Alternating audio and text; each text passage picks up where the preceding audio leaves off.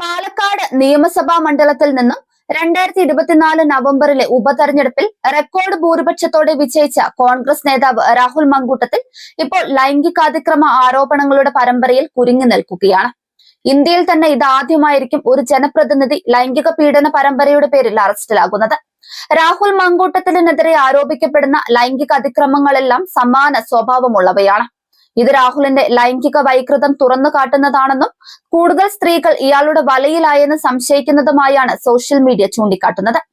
2025 November 27-ന് ഒരു യുവതി കേരള മുഖ്യമന്ത്രി പിണറായി വിജയന് പരാതി നൽകിയതിനെ തുടർന്ന് നേമം പോലീസ് സ്റ്റേഷനിൽ FIR രജിസ്റ്റർ ചെയ്തതോടെയാണ് രാഹുലിന്റെ ലൈംഗിക അതിക്രമങ്ങൾ തുറന്നു കാട്ടപ്പെടുന്നത്. ഡിസംബർ 3-ന് 23-കാരിയായ മറ്റൊരു യുവതിയും പരാതിയുമായെത്തി. വിവാഹ വാഗ്ദാനം നൽകി ഹോം സ്റ്റേയിൽ വെച്ച് പീഡിപ്പിച്ചുവെന്നാണ് ആരോപണം.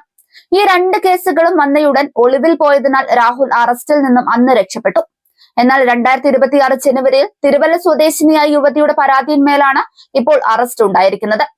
ഇപ്പോൾ വിദേശത്തുള്ള ഈ യുവതിയെ 2024 ഏപ്രിലിൽ ഹോട്ടലിൽ വെച്ച് വിവാഹ വാഗ്ദാനം നൽകി പീഡിപ്പിച്ചുവെന്നും ഗർഭിണിയായപ്പോൾ ഗർഭചിത്രത്തിന് നിർബന്ധിച്ചുവെന്നും സാമ്പത്തികമായി ചൂഷണം ചെയ്തുവെന്നും ആരോപിക്കപ്പെടുന്നുണ്ട്. വീഡിയോ കോൺഫറൻസിലൂടെയായിരുന്നു ഇവർ പോലീസിന് മൊഴി നൽകിയത്. ആദ്യ 2 കേസുകളിലും ഹൈക്കോടതിയും സെഷൻസ് കോടതിയും താൽക്കാലിക സംരക്ഷണം നൽകിയിരുന്നു. എന്നാൽ മൂന്നാമത്തെ കേസിൽ പോലീസ് അറസ്റ്റ് നടപ്പാക്കുകയും 14 ദിവസത്തെ ജുഡീഷ്യൽ കസ്റ്റഡിയിലേക്ക് റിമാൻഡ് ചെയ്യുകയുമാണ് ഉണ്ടായത്.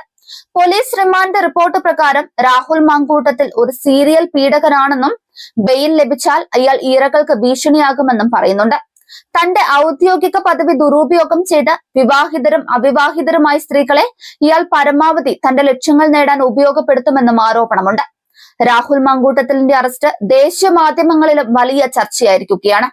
The Hindu, NDTV, India Today, Hindustan Times, Deccan Chronicle, Times of India തുടങ്ങിയ പ്രമുഖ മാധ്യമങ്ങൾ വിശദമായ റിപ്പോർട്ടുകളാണ് മങ്കൂട്ടത്തിനെതിരായി പ്രസിദ്ധീകരിച്ചത്. ദി ഹിന്ദുവിൽ രാഹുലിന്റെ രാഷ്ട്രീയ ഉയർച്ചയും വീഴ്ചയും വിശദമാക്കുന്നുണ്ട്.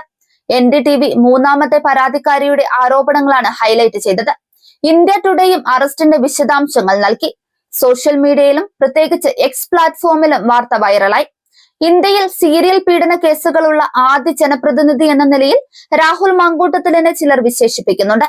പോലീസ് റിപ്പോർട്ടുകളും അദ്ദേഹത്തെ റിപ്പീറ്റ് ഒഫൻഡർ എന്നാണ് വിളിക്കുന്നത്. ദേശീയ രാഷ്ട്രീയത്തിൽ ഇതൊരു അപൂർവ സംഭവമാണ്. സംഭവം കേരളത്തിലെ രാഷ്ട്രീയത്തിനും മലയാളികൾക്കും അപമാനമാണ്. ഇരകൾ ധൈര്യത്തോടെ കൂടുതൽ വിവരങ്ങൾ പുറത്തുവിടുന്നത് നീതി ഉറപ്പാക്കുമെന്നാണ് പ്രതീക്ഷ. സ്ത്രീകളെ ഉപഭോഗ വസ്തുവായി മാത്രം കാണുന്ന ജനപ്രതിനിധിയെ അയോഗ്യനാക്കാനുള്ള ചർച്ചകളും തുടങ്ങിക്കഴിഞ്ഞു.